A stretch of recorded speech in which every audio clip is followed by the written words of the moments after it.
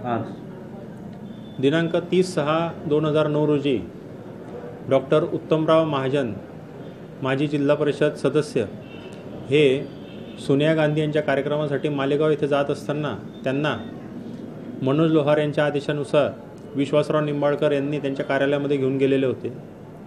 त्या ठिकाणी घेऊन गेल्यानंतर त्यांनी त्यांच्या संस्थेच्या बाबतीत त्यांच्याकडे तक्रार आलेली आहे या बाबतीतली त्यांना कळवलं आणि ती तक्रार दाखवली। तक्रार दाखवल्यानंतर त्यांना 1 जुलै 2009 पर्यंत त्यांना पैशासाठी डांबून ठेवलेलं होतं। या सदर प्रकरणामध्ये फिर्यादी डॉक्टर उत्तमराव महाजन यांनी दिलेल्या फिर्यादीनुसार त्यांना प्रथम 60 लाख रुपयाची मागणी करण्यात आलेली होती।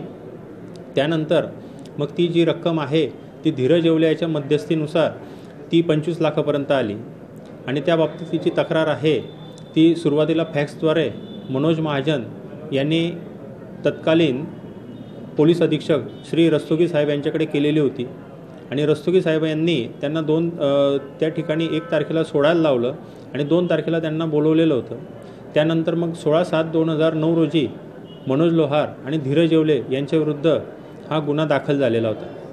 हा गुन्हा दाखल झाल्यानंतर त्याचा तपास जो आहे तो CIDकडे वर्ग करण्यात आला आणि तपासामध्ये या गुन्ह्याच्या कामी डॉक्टर PSI विश्वासराव निंबाळकर यांचासुद्धा सहभाग असल्याचं निष्पन्न झाल्यामुळे त्यांनासुद्धा या गुन्ह्याच्या कामी आरोपी करण्यात आलेलं होतं। सदरचा गुन्ह्याच्या कामी खटला जो आहे तो जळगाव न्यायालयामध्ये चालला। त्याच्यामध्ये सरकार पक्षातर्फे आम्ही एकूण 16 साक्षीदार तपासण्यात आले। त्यामध्ये प्रामुख्याने डॉक्टर उत्तमराव महाजन, मनोज महाजन, दिगंबर माळी, नितीन जाधव, रस्तोगी साहेब यांच्या आणि इतरांच्या पण त्याच्यामध्ये साक्षी झाल्या।